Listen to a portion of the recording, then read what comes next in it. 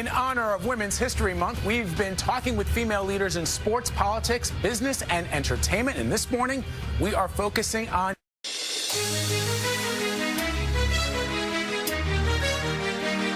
every Friday during Women's History Month.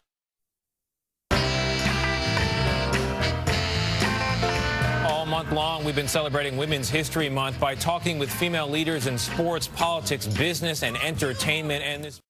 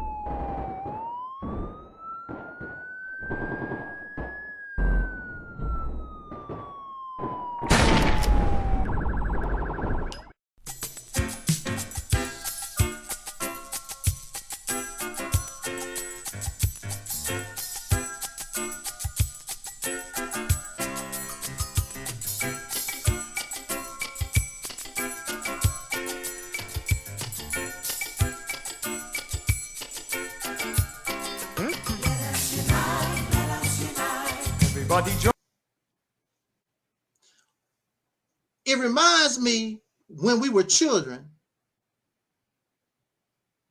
and our parents told us to eat our vegetables. Now, that's not popular.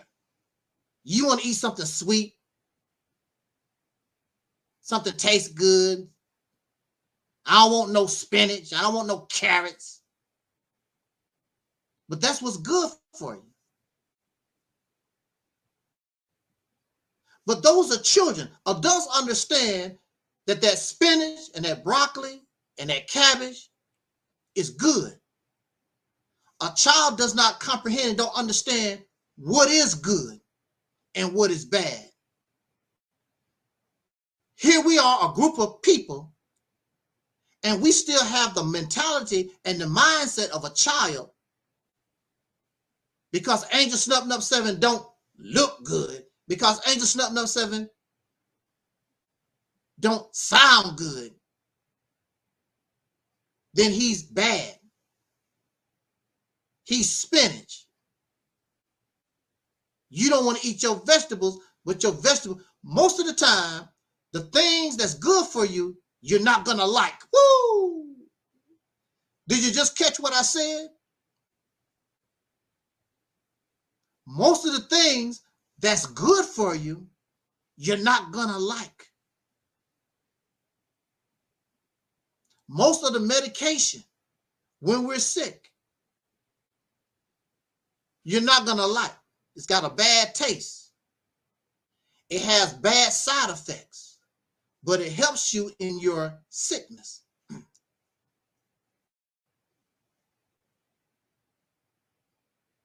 So you don't want to talk about Angel Snub 7. You don't want to embrace Angel Snub 7 because I'm not popular.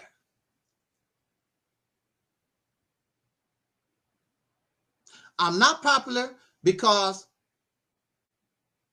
I'm tired of babysitting you.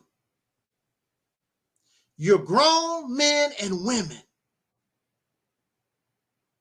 And you're looking for somebody to tell you, oh, you a god.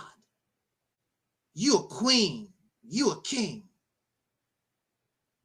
But you don't have to earn nothing. You just a king and you a queen and you a god just simply because you black. But you don't have to earn it. You don't like Angel Snub 7 because if I call you a king, if I call you a queen or whatever, it's because you earned it. You want to be called a god, don't have no power. You want to have a king, you want to be a king and a queen, and you have no country to rule. You control no resources. You make no laws. You've been under the rule of another people for hundreds of years. And all of a sudden you read some history book, you're a king and you're a queen. That's not how it works. That's fantasy. Can't even talk to you. And your feelings hurt. You act like little children. He hurt my feelings. Sister Ann, I was on the phone with her yesterday, and she hurt my feelings. Can't even talk to you. Can't even have a decent conversation with grown men and women, and your feelings get real hurt. But you are God. You are a king and a queen. Nobody can't say nothing to you. You start crying. Lips start poking all out. Tears start coming out your eyes. I can't do it no more.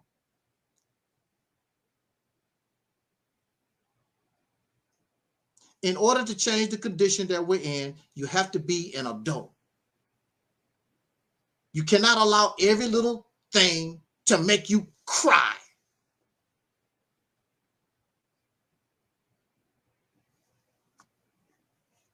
You got to stop that. Make you cry. How you going to build a nation? How you going to change your reality acting like a baby? Look at the mindset of the people that we have been dealing with all last year. It was a childish, immature mindset that caused the purge.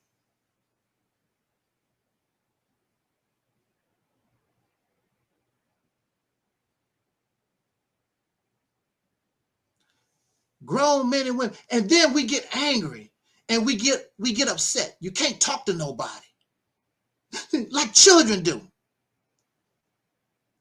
Now you know you was bad, little Johnny. Little Johnny, don't talk to me. I hate you.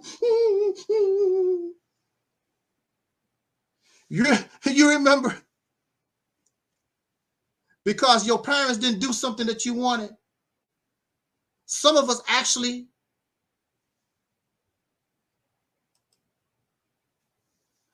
wish your mother and your father was dead. Some of us done. I've seen children do that. I wish you died. Don't, because you can't get what you want. I wish you died. This is the mindset of the once called Negro in America. Childish, immature. Now, you may not like how I say it, but some of you like Dr. Frances Cress Welsing. Some of you like Dr. Frances Cress Welsing, and she said the same thing. One of the problems with the once called American Negro, she said, we are immature. we have a childlike mentality. You think because you're a Pan-African and a Black Muslim or a Hebrew Israelite and all this stuff that we fall in love with, you think you have changed. You have not changed. Right, Sister Ann. You get mad at somebody for what somebody else said.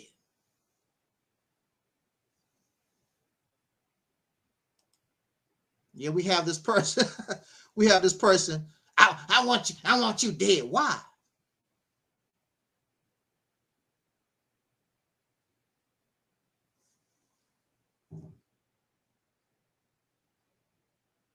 This is the mindset that we have.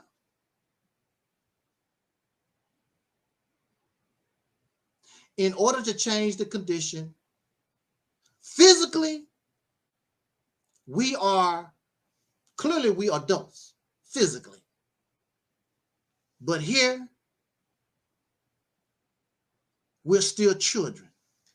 Here, we still live on the slave plantation.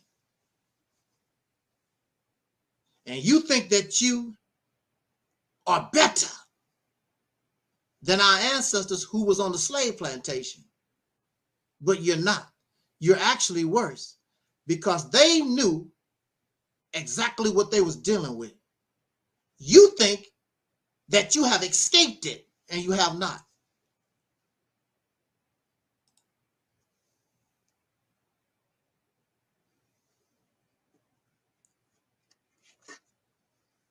I'm probably hurting somebody's feelings right now.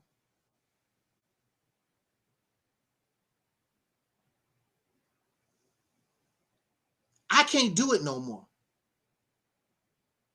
I'm not going to babysit nobody. I don't want you to babysit me. Be a man, be a woman, speak what you have to say, and stop crying. You don't want nobody to be real with you. How am I going to be your true friend, Sister Ann? How am I going to be your true friend, Taalik? How am I going to be your true friend, Mello? And I'm not allowed to talk to you the way I feel so that you will know. If I'm not allowed to do that, then you're going to turn around and call me two-faced, a backstabber. But I always wanted to be real with you. But we don't allow ourselves to be real with each other because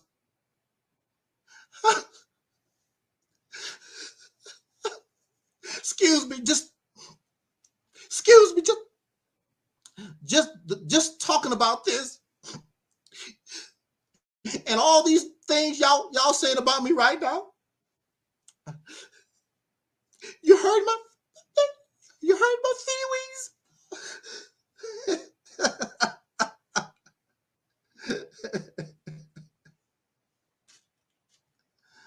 I'm not saying that we disrespect each other.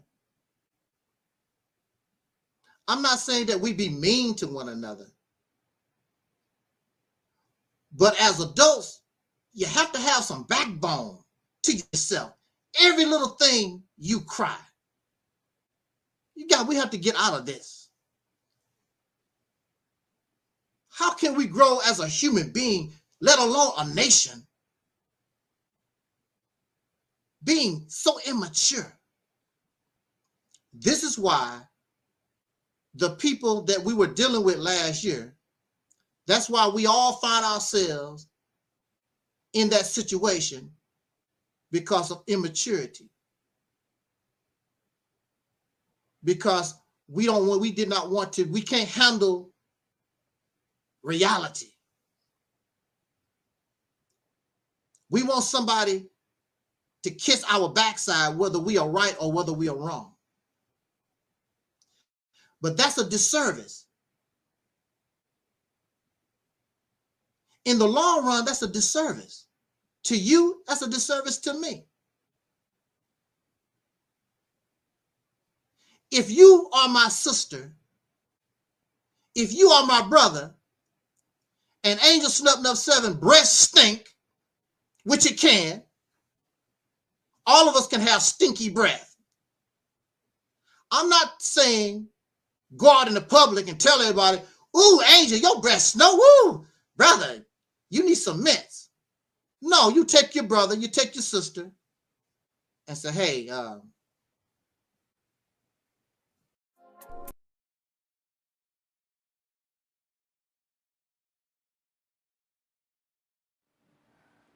we are in a state of emergency. Prejudice. Because it is a platform, but if we are able to be responsible on this platform to uplift, elevate, okay, encourage, and inspire. Okay. All women, but especially black women, because we are black women.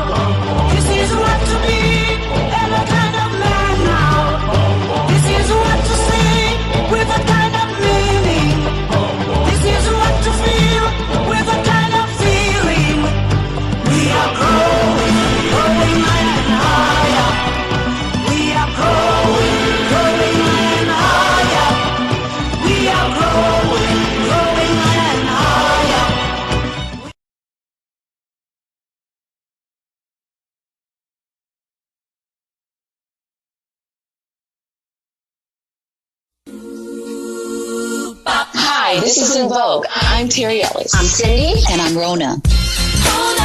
And in honor of Women's History Month, we will share our Fly Files, 10 hip-hop and R&B songs from the 90s and 2000s that are personal favorites of ours and all performed by women. Tuesday, 12 p.m. Eastern, 9 a.m. Pacific on Sirius XM Fly. It's Women's History Month, and I want to highlight Miss Angela Davis. I've always admired her because she was never, ever afraid to stand up and speak out for African Americans. Miss Davis was a major activist in the 60s and 70s. She was profoundly affected by her childhood, which was segregated in Birmingham, Alabama. She joined the Communist Party and became an affiliate of the Black Panther Party as well. She was also known to have been arrested, tried, and acquitted for her role in the Black Panther Party courtroom shootout.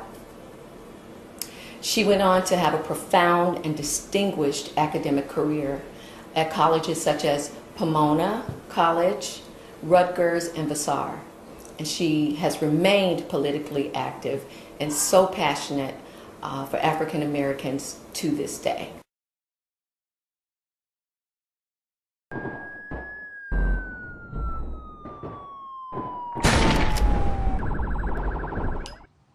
Like, have you ever tried to like reach out to some conservatives or, you know, like people from different affiliations to let them know, like how I did when I tried to go to Chief X. I went to people like on YouTube who have like, who are real. They really do care. Like even I reached out to Monty Woodburn. I asked him, have you heard about his plan? He said, no, he haven't. And I wanted to see like people of different like backgrounds. Like let's say if you conservative, you liberal, Christian, Muslim. I know you reached out to Tahaka Bay. He say he a Moor. Yeah, he's a Moor. I don't know. And but I would just wonder, have you tried to like reach out to all of them?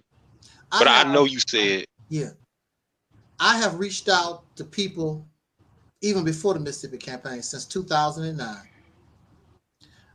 I have a 1984 Chrysler LeBaron car, over 30 years old, and I had it. My mother gave it to me after I got out the nut house. I took that car. I had contacted a few YouTubers, Chicago, Atlanta, different places. I actually met some of these people in person. I got some of the old videos is online. I reposted. That was my attempt at that particular time, just to unify, just for us to get together. Can we unify on something? And after my tour, I come to the conclusion that they're just, Black people just not interested in unity. And the worst offenders are the pro-Black people. They are the worst. I understood back then this pro-Black, the Hebrew Israelite Kemetic, these type of people, whatever, they're not interested in unity. They're very detrimental. Chief X, that's the name he go by? He's not interested. They want slaves for their own personal plantation. That's what they're about. It's I don't. Highway. I began to understand that back in 2009. I did not want to believe it. I didn't want to believe that because I thought everybody that talked blackly black, I thought they was really about it. And then I come to find out that they're not. Christians was more unified with me than the blackly black folks. I can go to a Christian church. I can go to Christian people right now, and they're more unified with me than these blackly black type folks. They're not interested. I view them really as detrimental and the enemies of the soul community. That's what I really view them. There's a lot of people, you might reach out to them. They might tell you, who Angel Snuff no seller. Who is that? They act like they don't know who I am. I reached out to these people over and over again. And I've been on YouTube since 2007. These people, I'm not saying I'm some kind of celebrity or nothing like that. These people know me. They know me. Yeah. They see my video. A lot of times I probably made a video about them. I made a video about Chief X. I made a video about Pharaoh said that, Satinetta, and a whole lot of these folks out here. I made videos about them, and they seen the videos. The thing about it is they cannot debunk, they cannot tell me that I'm right. I'm not saying that I'm perfect. I'm not saying that I'm the all-knowing, but I know what I'm standing on is correct. And we need a change here. And they're not when I talk to him about it, you know, I don't know. I think he do care, but I think, you know, when I talked to him about it, he called you a racist bigot. I was like, well, Chief X, I mean, Angel Snubbed Up ain't racist. You know, he ain't not racist. Last time I checked, he don't mind. You know, he got white friends, you know. You even had him in your ads. I'm like, yeah. Like, how, you know, I still, and he has exposed a lot of people. Like, he's just like you. And see, the thing, Taalik, that I kind of like, I still watch him because he made, and I know a lot of black people ain't gonna want to hear this, but he made a video about, you know, we not the Egyptians. I mean, you know that black in the pro-black community, they believe that they the ancient Egyptians. Absolutely. It turns out, you know, the ancient Egyptians are more closer to Berbers and Arabs. You're not no damn Egyptian, but black people still believe that. And like you said, they follow dead people.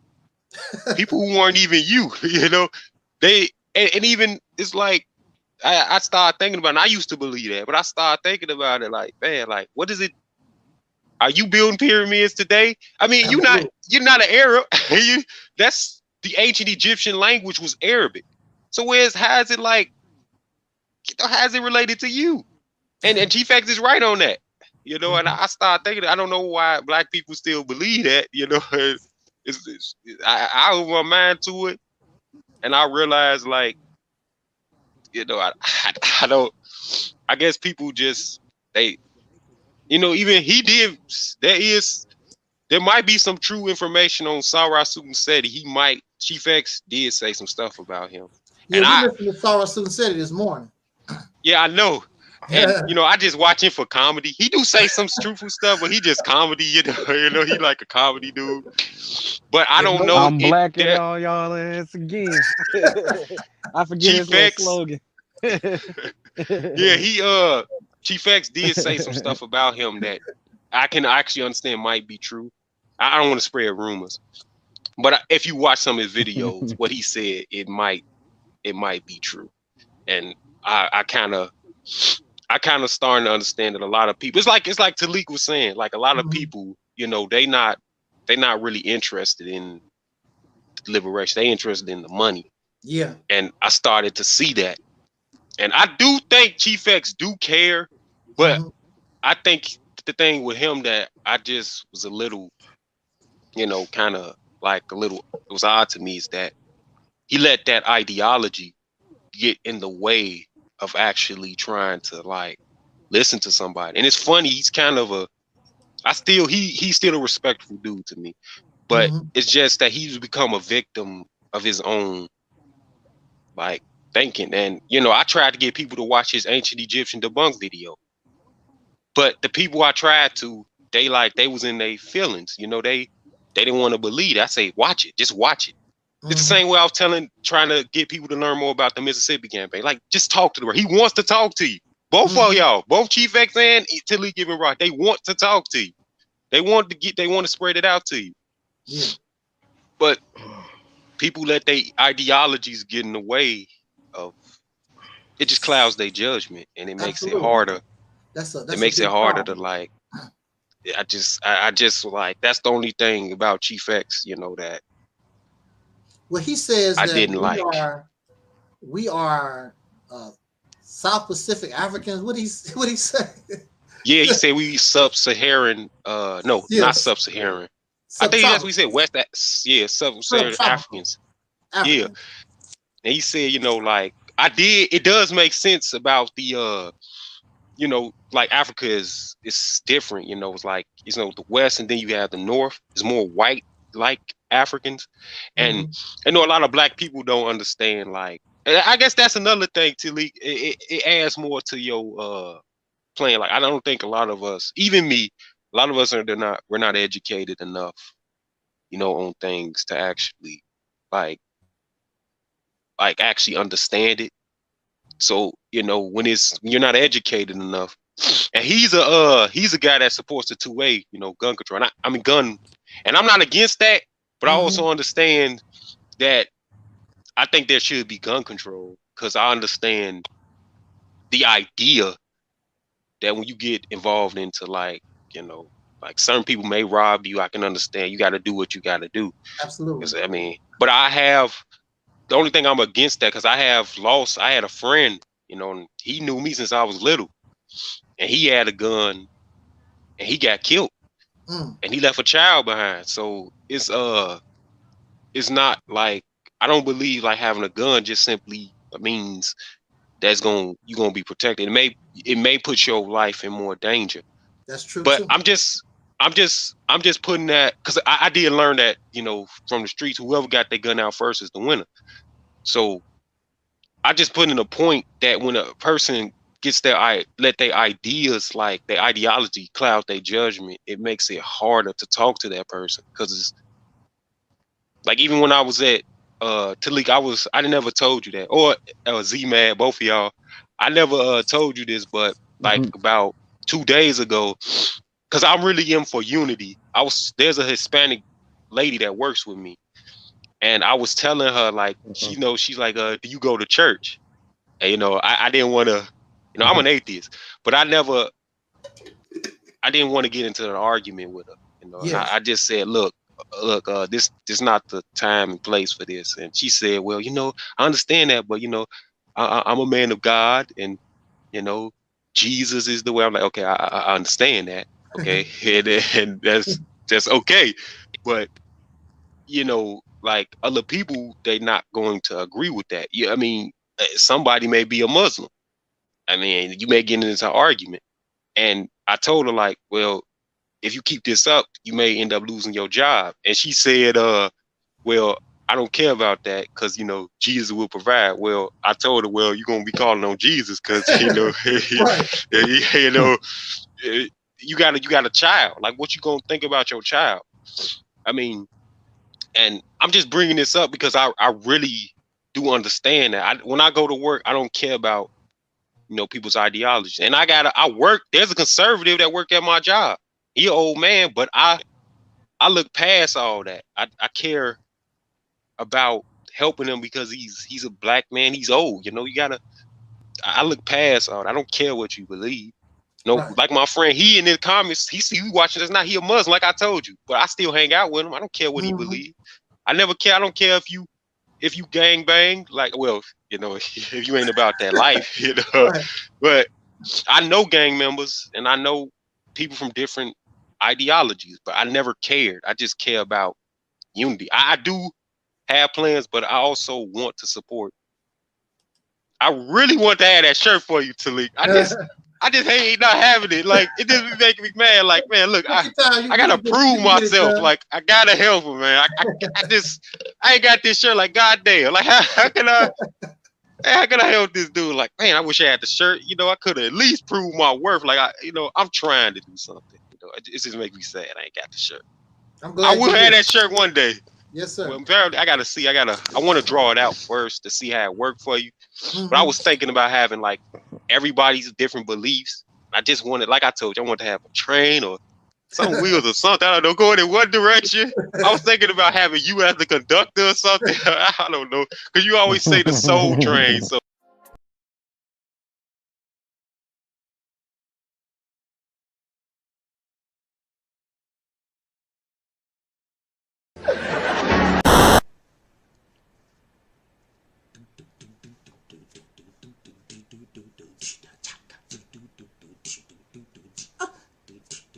She was more like a beauty queen from the scene. I say no matter, but do you mean I am the one? Go and dance on the floor in around. She says I am the one.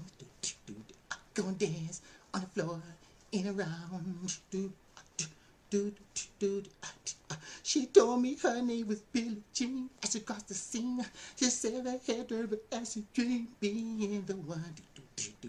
Go and dance on the floor in around, baby. People always told me, be careful what they do. Don't go around breaking young girls' hearts. And mother always told me, be careful with your love. Be careful what you do. When your love become the truth. Hey, I feel it, Jean. That's not my love.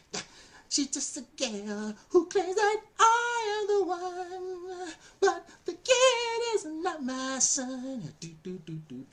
She says I am the one who knows, but the kid is not my son.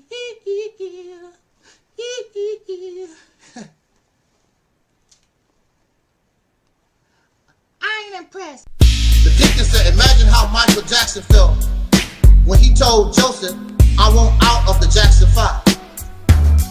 Michael wanted his freedom. Ever since he was a little boy, he was under the yoke of a dictator. It's my way or the highway. Somebody that abused him, beat him, made mockery of him. He was nothing but a slave. Michael Jackson was a slave.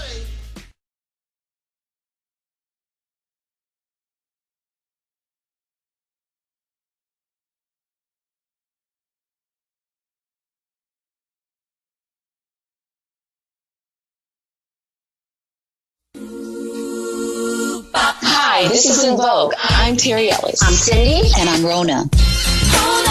And in honor of Women's History Month, we will share our Fly Files, 10 hip-hop and R&B songs from the 90s and 2000s that are personal favorites of ours and all performed by women. Tuesday, 12 p.m. Eastern, 9 a.m. Pacific on Sirius XM Fly. It's Women's History Month, and I choose to highlight Mother Teresa. Starting at the age of 18, she chose to live the rest of her life serving the dying and the destitute. She was the hands and feet of Christ, and she made a huge difference in the lives of so many people. And I think the world would be a better place if all of us just took a tiny bit of that and did the same things right here where we live.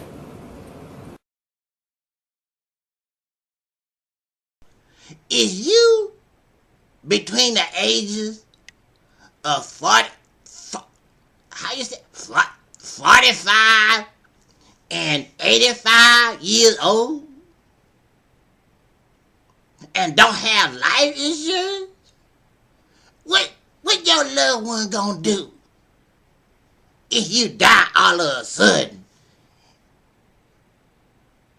1-800-FMG Life Insurance. Give us a call today.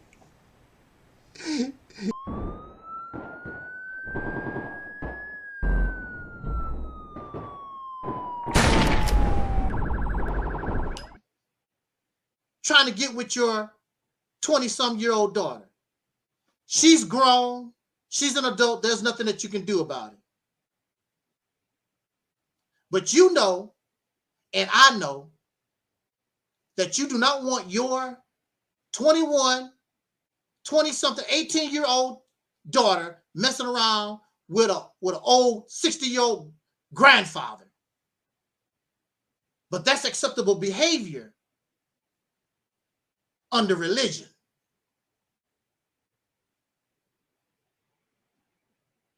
I was 17 years old, and the girl I wanted to talk to was 15, and they told me I was robbing the cradle. I'm 17, she's 15, and they kept telling me, oh, damn, man, you robbing the cradle. It's only a two-year age difference. So I'm having problems liking the girl. She's only 2 years younger than me, telling me I'm robbing the cradle. But you're going to tell me you don't have a problem with a 60-year-old man messing around with a 21-year-old.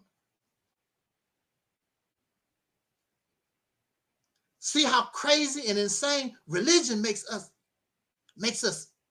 We don't even have common sense no more.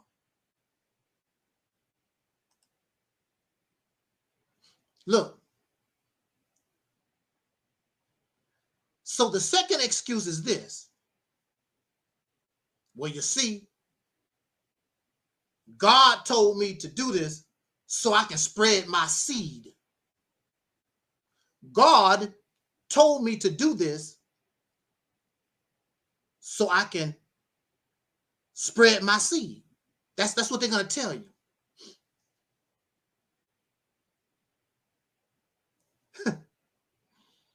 Woo! We go for the okie doke. What is it that Malcolm said? You've been hoodwinked and bamboozled. That's what Brother Malcolm always said. You've been hoodwinked and bamboozled. Not only by racist white people, but you getting hoodwinked and bamboozled by people that look just like you.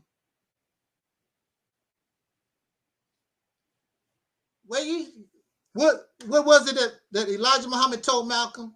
Well, God had told me that I must spread my seed for this time to do. I don't know really what the purpose is supposed to be, but spread your seed. Sister Clara Muhammad gave Elijah Muhammad 9 children. Khadijah Farrakhan gave Louis Farrakhan 9 children. I must place my seed in fertile ground. God told me I must place my seed in fertile ground. Clara Muhammad gave you 9 children. Sister Khadijah gave you 9 children. Duh, fertile ground. That sounds like fertile ground to me. At one time, she was 20-some years old. At one time, Sister Clara Muhammad was 20-some years old. At one time, Sister Khadijah was 20-some years old. They gave you 9 children. Plenty of fertile ground. So here we are in 2022. And all these children that Elijah Muhammad get and Farrakhan get, what have they done for us? What do they do? They are special children.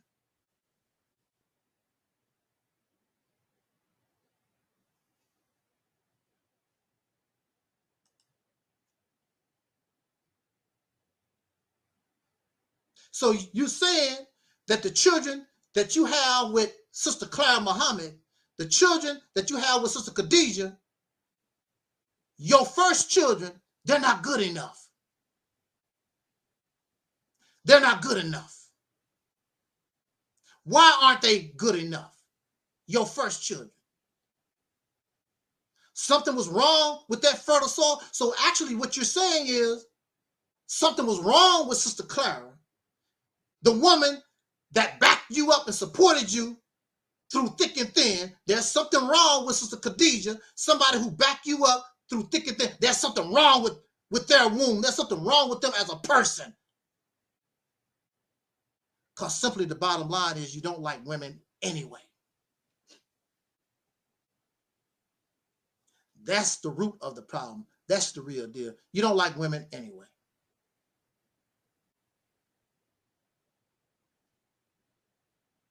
So I hurt. And this makes me angry.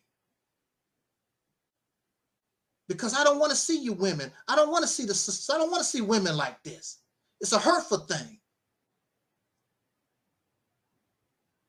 Women gave me the title Divine Masculine way back in 2008 or whatever. They call me a divine masculine because I support and I stand with womanhood. I understand my role as a man. I understand your role as a man. I mean, as a woman, sorry. Well, some of you have transgendered into men. That's another topic.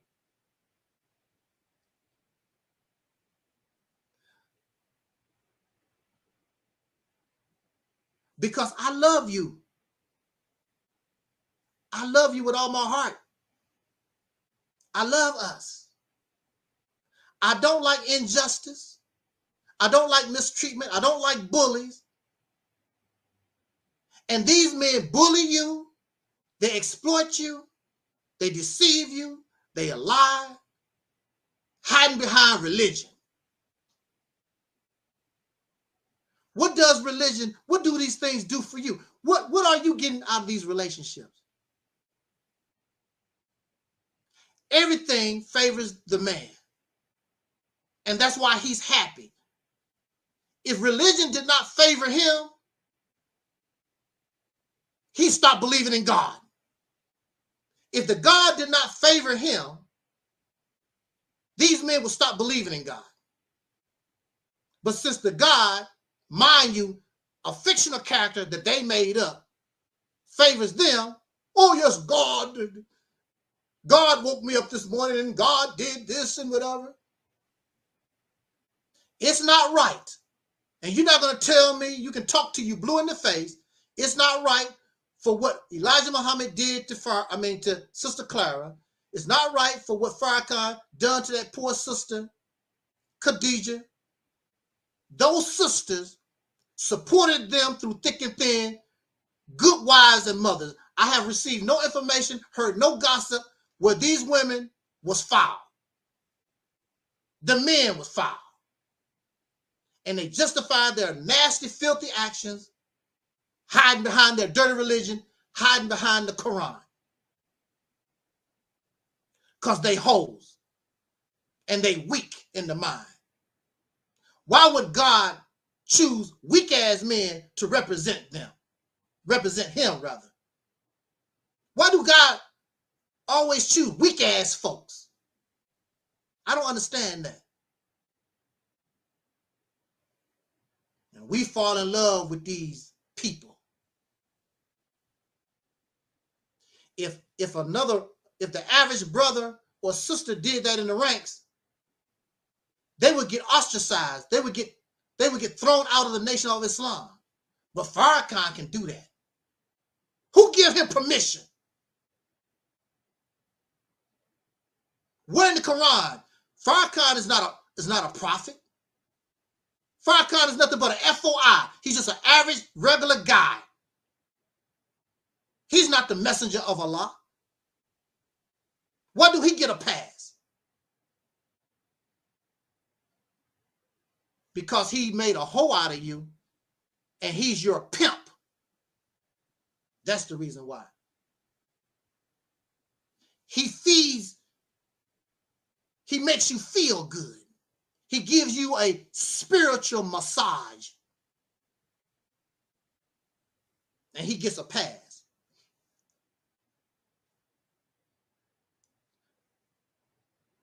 Now, I don't know whether or not Sister Khadijah will agree with what I've said, because so many of you have been brainwashed. And Sister Khadijah, I know she don't like this, but she's an older woman, and she's in a situation like not only Sister Khadijah, it's a lot of you sisters out there. You know this man you living with is trash, but you stay in the marriage, especially if you never worked. He's getting the money, and as long as you can, as long as he's paying the bills, whatever.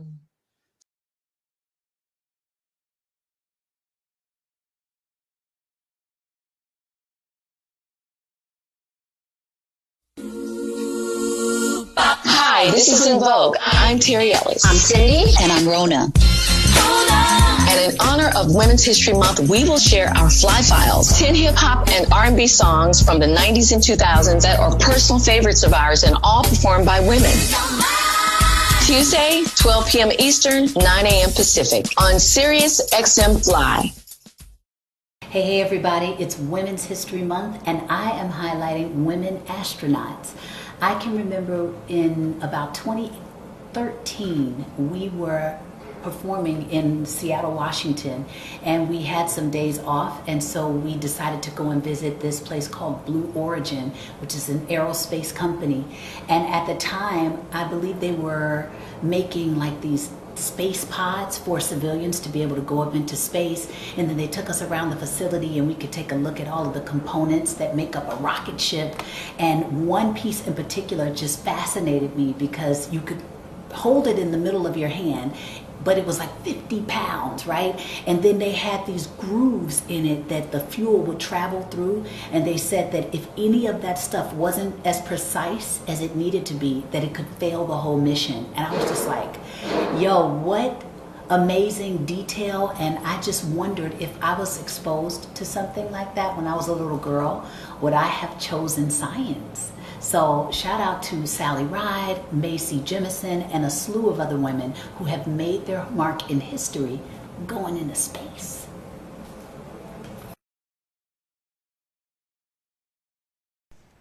Nation of Islam, David Bain. If you really want to fart and stink, get you a can of Nation of Islam, David Bain. They full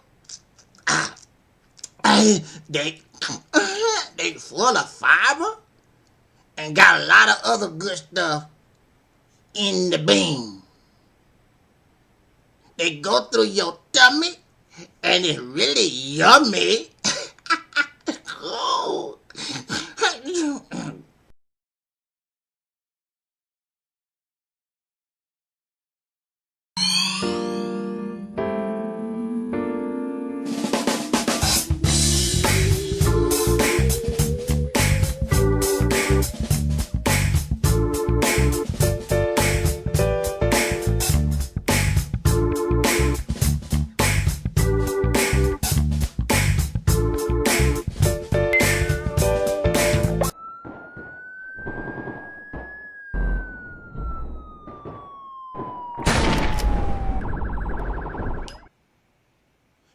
got to show these people, if you don't want to do the Mississippi campaign, then you have to show your oppressor, if you hurt me, you can get hurt too. 600,000 of us die, 200,000 of yours die, but guess what? You paid a price. And I guarantee you, if they know killing 6 of us, 2 or 3 of them got to die, I guarantee you people look at messing with you a whole lot different. But when people know they can mess with you and they don't have to suffer no consequence, that's why they keep doing to us what they do. You go first. You go first. Scary ass. I will go first. You stand behind me and get ready to roll. They're not going to show up. They don't want to hear us even talk that way. And of course, you know the government, this guy telling the people to get together and have a big civil war. You damn skippy. You're going to leave us the hell alone. Once and for all. But what you want to do,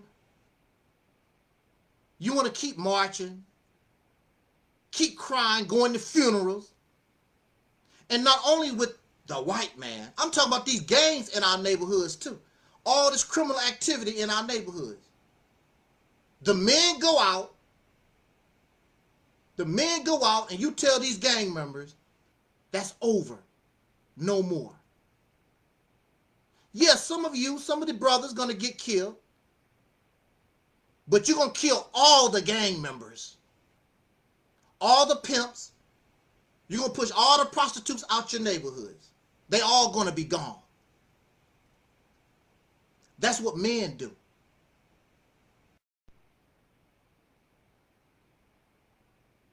I saw a rooster, and these dogs come to mess with his hens. He's only one rooster. This one rooster took on 2 dogs and kicked their ass. He made it. He was hurt. They bit his wings all up and feathers was everywhere. But he was willing to risk his... He was willing to risk his life for his chicks and his hens. There's no wonder why the black woman, there's no wonder why the soul sister feel the way she feel, because she don't have a rooster. She don't have a man. If you mess with my woman, you mess with my children, somebody gonna pay a price. She don't have that. Because if she had a real man in her life, they wouldn't listen to Cynthia G. They wouldn't listen, they wouldn't be talking about, I divest this and I divest. They wouldn't be talking about that. Because they got a strong man. I remember when I was 19 years old in Temple number 7, and we was in Brooklyn, and in Brooklyn, New York, on those streets, it's like 3 lanes wide. 3 lanes wide. It's a 6-lane street. And when the meeting is over, all by myself, look, all by myself, little skinny guy, I go out in the middle of the highway, this busy road in Brooklyn, and I stop all the traffic for the sisters that have to cross the street, all by myself. I always secure our sisters. The Honorable Elijah Muhammad said and taught, protect the black woman. You're not going to hit my sisters crossing the street. I'm blocking all this stuff off. And I did it by myself. Ran up and down across the street. Stop, stop, stop, stop. And the traffic stopped. And the sisters walked and the children walked to their cars safely. This is what we're supposed to be doing for the black woman, whether she likes it or not. We're supposed to be opening doors. We're supposed to be her protector. We're supposed to secure our woman. That's what we're supposed to be doing. secure our children. That's what the man's supposed to do. And if necessary, you lay down your life for that woman and those children. Oh, I ain't doing nothing. I can't do nothing. I don't really blame you.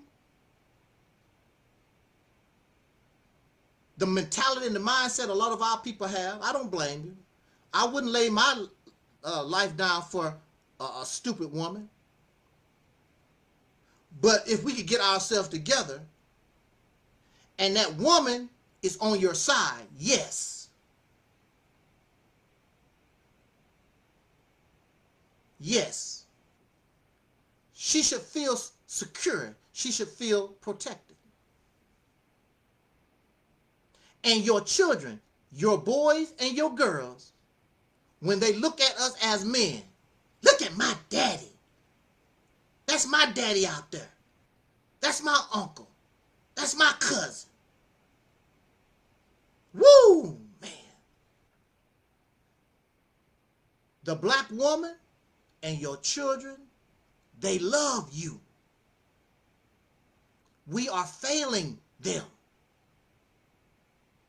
What a wonderful present to give to the black woman, to give our children. In honor of Malcolm X and Dr. King and all our freedom fighters, known and unknown, we take control of this space that's poverty-stricken. We take our brain, we take our know-how, we bring it to this one geographical area and make this poverty-stricken state wealthy and powerful. And then we spread our wings to Alabama, Georgia, or wherever we want to go. Because, woo, a man is a conqueror. You're getting territory for your family. You're getting territory for your seed. Don't tell me about your legacy. What kind of legacy are you leaving? I'm getting some generational wealth.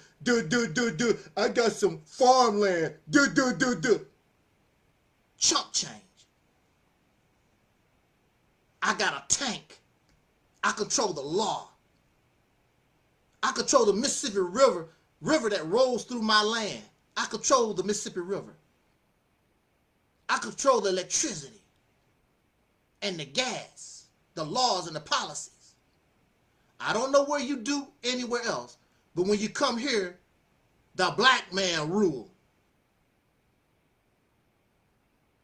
What a wonderful present for your wife and your daughters. The future generations will praise you forever. Woo, they took care of business, man. This is what the Mississippi campaign brings us. All this other little tiddlywink stuff cannot do it. It's trial and error, but we have a blueprint, we have a foundation, and you go for gusto. If that's not working, you back off, try something new. But when it's all said and done, you're going to be successful, you're going to be free, you're going to be liberated because you earned it. Because you earned it.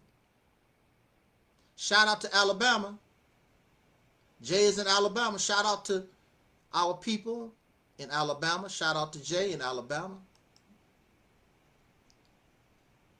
You tell me what other ideology or religion or plan that can bring you the benefits that the Mississippi campaign is telling you it can bring. And it can do that if you want. The problem is, do you want power? Do you want freedom? That's the problem. Do you really want it? Some of us talk. I mean, y'all talking. Yeah, man. Freedom, black power, freedom. Y'all talk a good game, but you're not really like what's his name? Masterpiece said, y'all not really bout it. Y'all not bout it. You're not. You are bullshitters.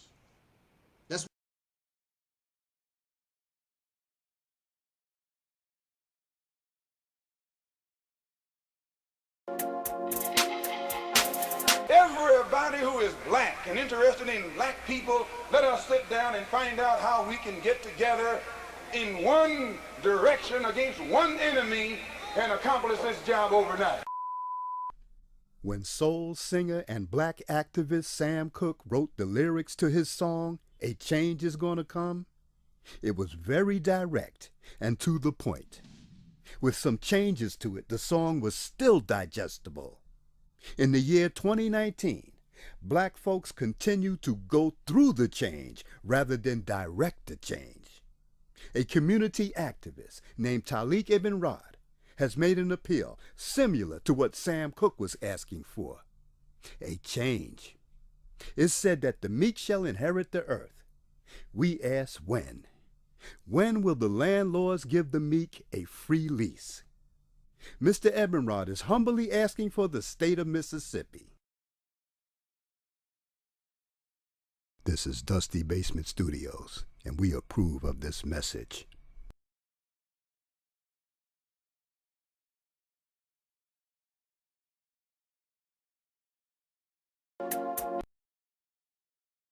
The Mississippi campaign represents everything that you claim that you want. The beginning of an all-black independent nation. The ability to control your own resources.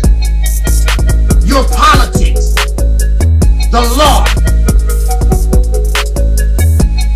Be able to do your own thing for a change. Create an economy. Create and produce goods that Africa or anybody on the planet would want. You're fake, you don't want to do nothing. 3 hours talking about the Mississippi campaign.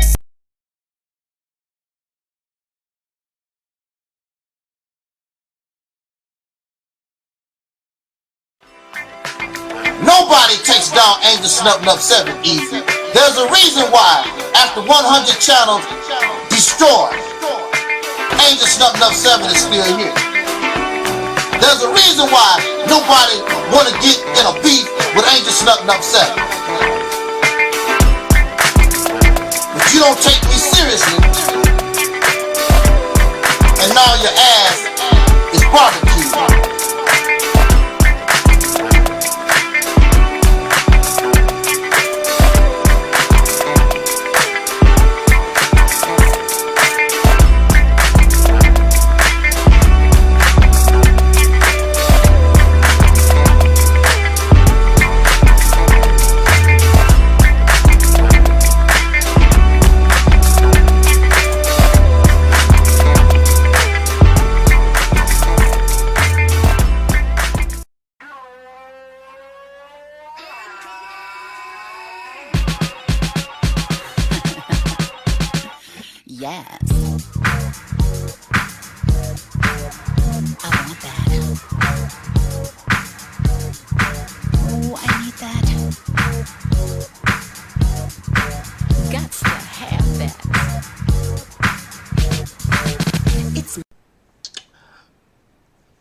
don't do cocaine.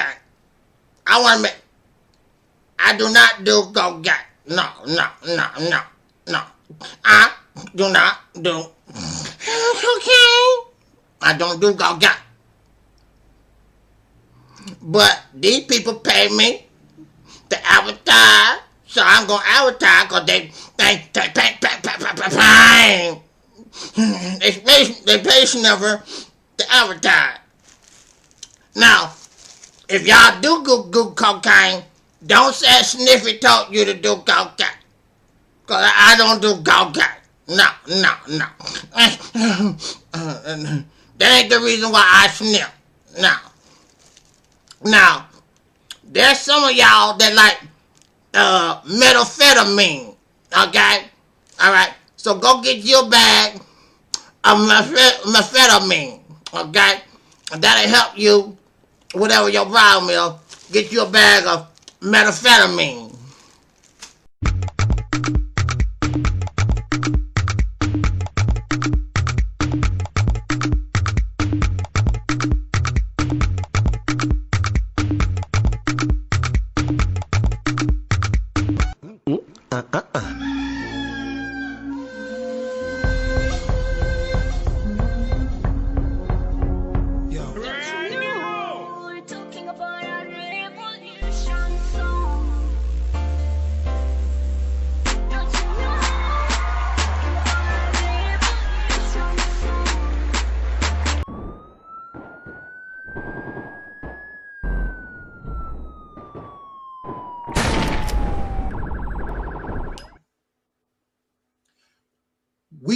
still have life right now.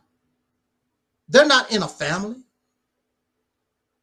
Like bears. Bears don't live the family life.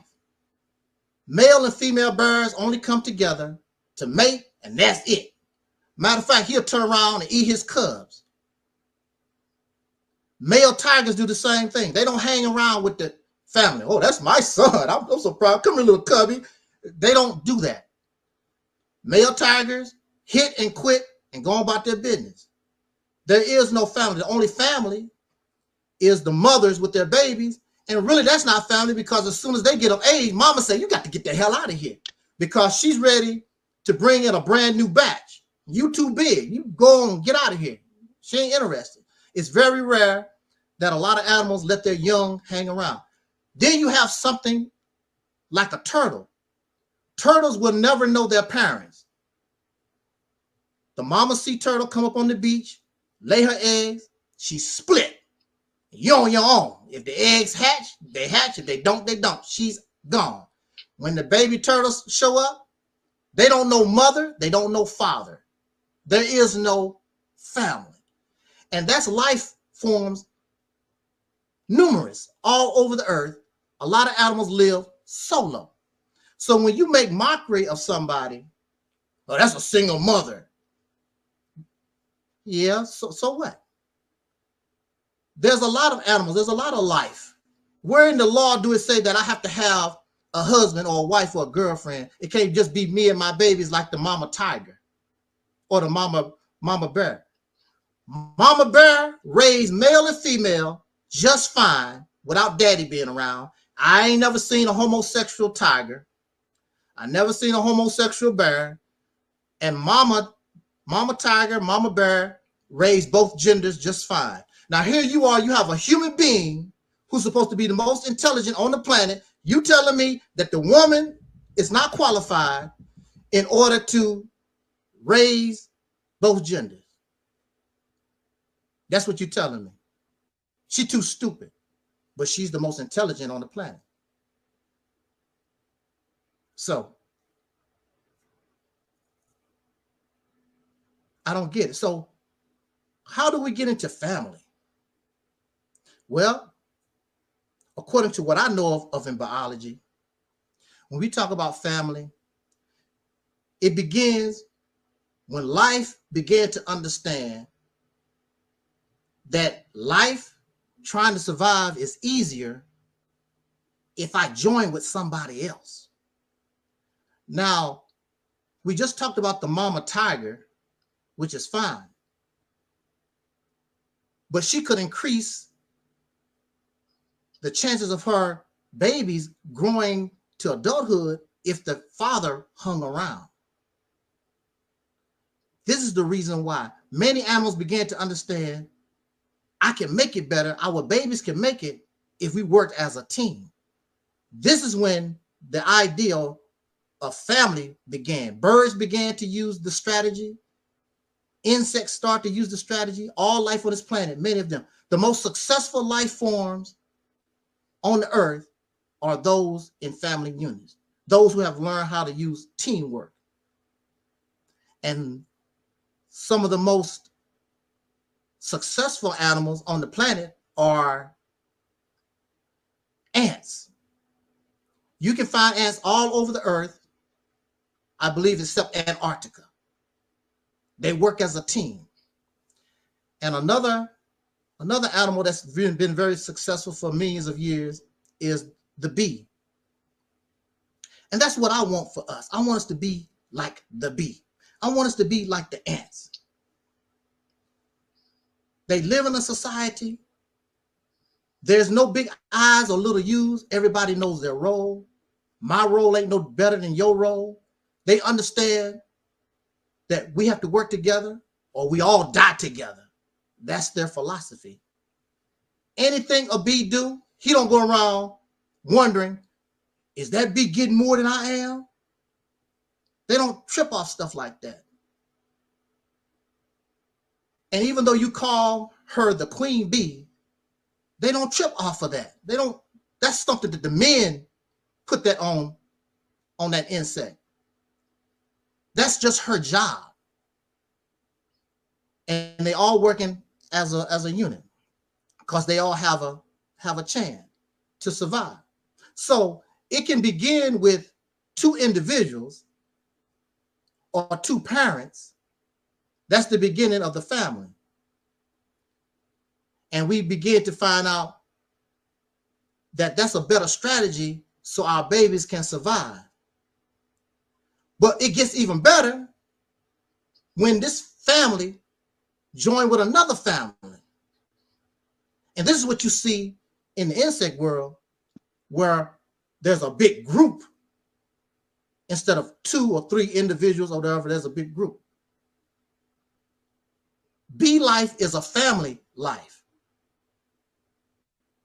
And then when we talk about nations, do you know a nation is nothing but supposed to be a big family? Of course, the black people would tell you, no. I'm not family in the United States. That's what it's supposed to be. That's what it's supposed to be. A nation is nothing but a big tribe. It's supposed to be a big family. Everybody is interconnected. That's what nations are. That's why some of these nations and some of these tribes are so strong and don't really allow others to come into their family, because that's what it is, a family. I don't want these other strangers. This is my family. Bees don't allow other bees to come into their hive, even though that's a bee, and you ain't part of this family though. This is my family group. That's why a lot of animals act the way they were. And plus it's about territory and resources and trying to survive and try to live.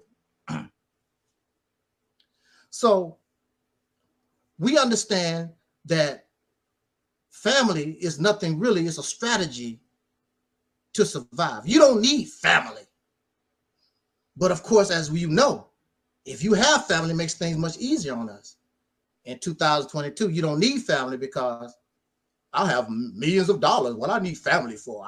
I can buy a cousin or uncle when I feel like it. I don't need family. Yeah, that's a fake family. So when we look at us as a people in this nation, one of the things that actually helped our ancestors to survive was their connection to family. That's what helped them survive. I'm surviving and I'm struggling because I don't want my children to be a slave. They're thinking ahead. I'm living and I'm going to go through this and I'm going to do whatever I can to put my children in a better position than I am. And this began in slavery. Now, they denied our ancestors reading and writing. They denied our ancestors religion. But one thing they couldn't stop was our emotional, our being connected and wanting to be family. Matter of fact, that's probably one of the only things that really kept us going was our connection to another person, whether it be our biological children on the slave plantation or another slave. That's what kept us going, because you can talk to that other person. Man, Massa was tripping today, man. Eyes know. Massa came. When that woman show up, he gets to acting crazy, yeah. So, and then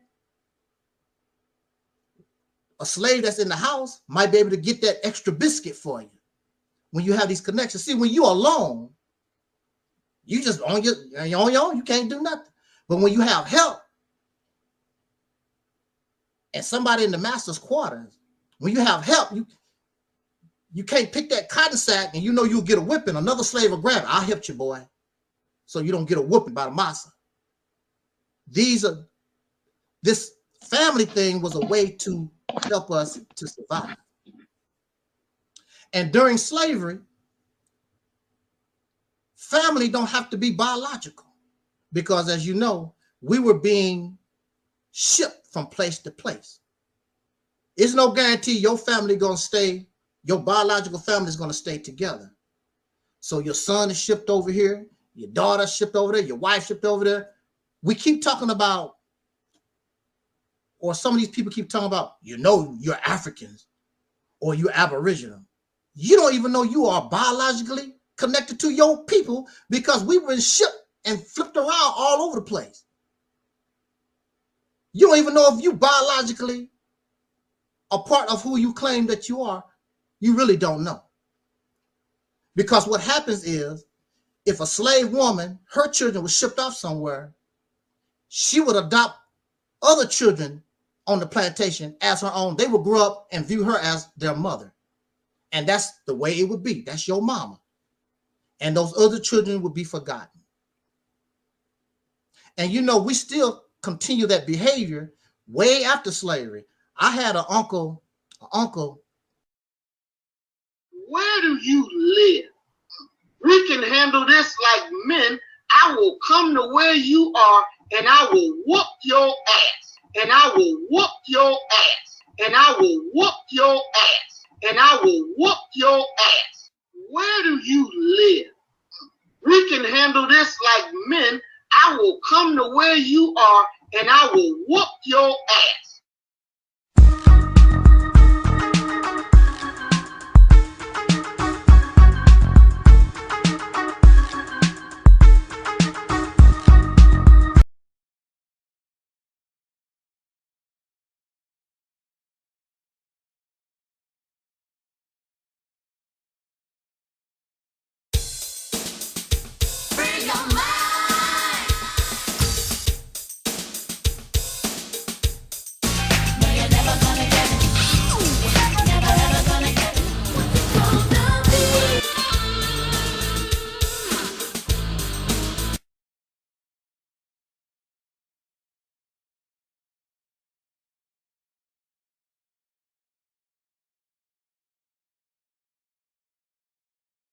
Wrote a song about it? Like to hear it? Here it go. Free your mind.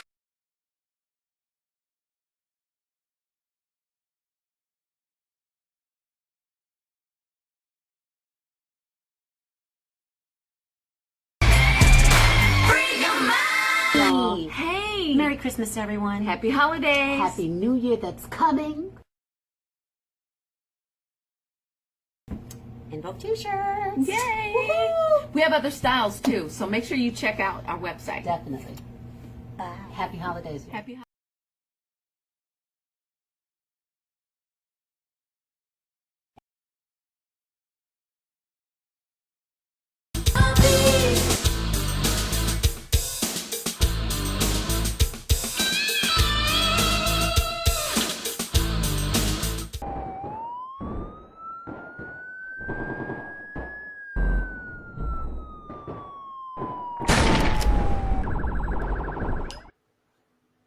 All right, well, we're doing pretty well here.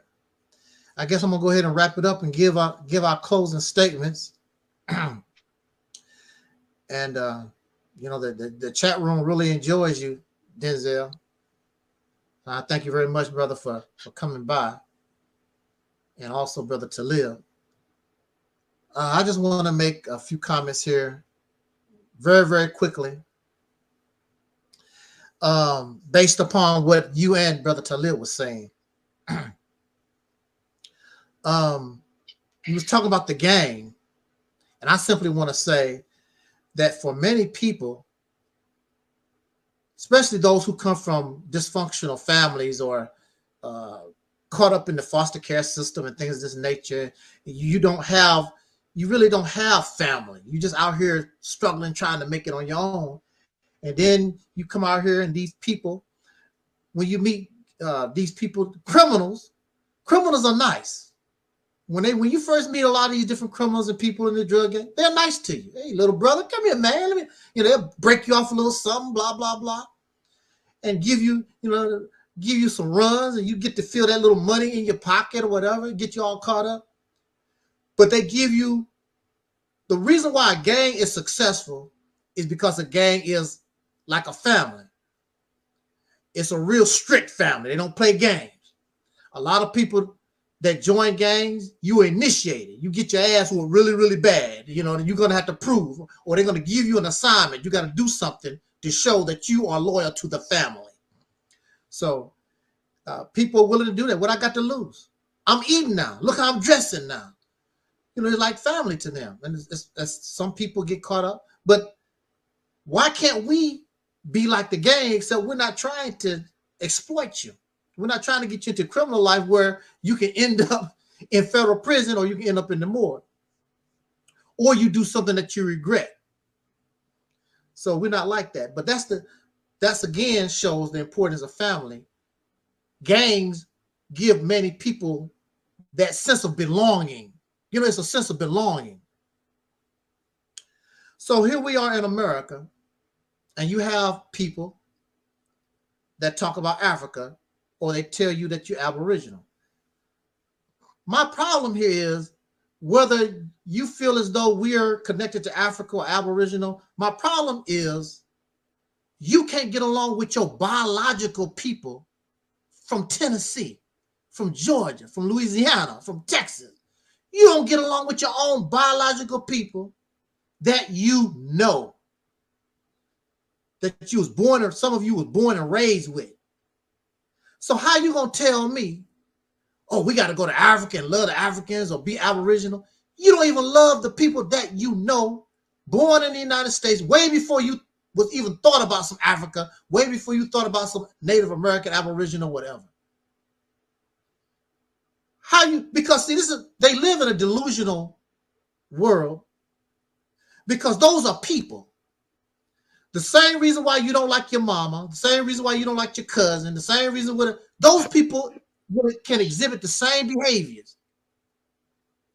Native Americans can steal.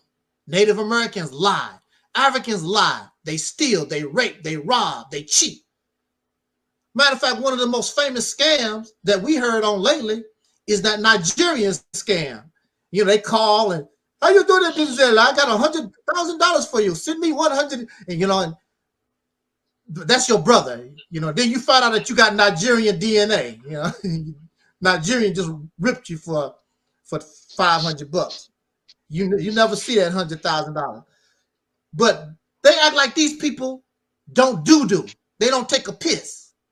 They are human beings. There's nothing different between them. You're gonna have the same kind of problems. What make you think because you go to Africa, all of a sudden you're in paradise? Those people aren't holy and righteous. And you don't, if you go over there, you might mess around and get your head chopped off. They don't play over there. It's according to where you go. They'll set you up for the kill. I had a video where these sisters bought this land or had some land over in Africa, and they killed them because those people said, this is not your land. It's ours. Where you come from? I saw a video where it was some African Americans in some kind of shopping place, and they was calling them, I forgot what the name, Akata or something like that. I forgot what the name is. And those people kept telling them, I'm African. They said, no, you Akata, meaning you white man. They was calling you a white man. We'll take your money, you a white man. But my thing is, how can you love people, foreign people that you never met in your life, and you can't get along with Angel 777? You hear talking all this African American Africa stuff, and you can't even get along with me. And I live right here in America, which you speak the language, go to Kentucky Fried Chicken like you do, same stuff, and you can't get along with me. But you can go all the way 6,000 miles, whatever the hell it is, and all of a sudden it's lovey-dovey. That's not how life works. It's not how life works. Just like when you're dealing with women, you're going to deal with women. Some of them are going to be terrible. Some of them are going to be bad. I've had beautiful women in my life, and I messed up. I can admit I'm the one messed up. I messed around and let some good ones go. And then I messed around, of course, as you know, I got some terrible ones. You know, it's been a terrible ride ever since. But it's all gravy. I also want to talk about family, the husband and wife roles. I think that the husband and wife roles, that the way that we have it set up, or we're used to or accustomed to, I think that's a cool setup. Except the husband has to understand You don't run. Your role ain't no better than the wife's. Just because you go out and get a job and whatever, that's your purpose. The purpose of the wife staying home with the children, so she can nurture and watch and protect those children. You go out and do the labor. It's like when in the animal kingdom, some of the males go out and find food and bring it back to the nest. The mother bird stays on the nest and the father goes out. Or sometimes they take turns. He'll sit on the nest and she'll go out. But it's got to be an understanding here of the roles, and it has to be an understanding that one is not better than the other. Now, in our situation, these brothers, these men, they tell me about the role of men, but they can't live up to it. It's too high. It's a lot of responsibility to be the breadwinner, the provider, and the protector. That's a lot of responsibility. And that's why a lot of them can't handle it. They fall apart. They can't handle that. That's a lot of responsibility to be the breadwinner. And the way that we're so spoiled and conditioned, that what makes it even more terrible, because we're so comfortable. We're not used to hard times, living. My grand uncle, his wife never worked. He sent all his children if they wanted to go. I don't think everybody went, but he worked. This man always had 2 or 3 jobs. His wife never worked, and all his children, the ones that wanted to go, they went to college. Never was on welfare. Never. Every time I saw him, work. And I'm like, why you work so hard like that? He said, do you know I got 9 children? He said, that's why. That's why. My grand uncle built his house. He put in electric. He did the mortar. He did the bricks. He did the plumbing. My uncle built his house. He didn't go out and buy a house like that. He built his house from the ground up. He had those kind of skills. We don't have no skills. We don't have no kind of skills at all. The only thing we got is our little dangling. Hey, well, that should be good enough. Swinging, dangling around, And a woman, children, family needs more. We need family needs more than that, And then we're not in a rush to go out and get a shotgun against an enemy, because them Ku Klux Klan members, them brothers should have got together or whatever. Hey, y'all, we ain't going for this. You want some ass? You got to bring some ass to get some. This is 2022. You want some ass? You got to bring ass to get some. Now you do know, but we do know that in the past, that it was against the law for black people to own guns. It was against the law, so they couldn't fight back like that. But this is 2022. So, if you can't provide it, at least protect, brother, pick up. You do it in the gangs and everything else, whatever, you shoot each other. Can't we pop the enemy sometimes? I'm just saying, I'm just asking a question here. But that's the role. We have to understand the family, we have to understand our roles, just like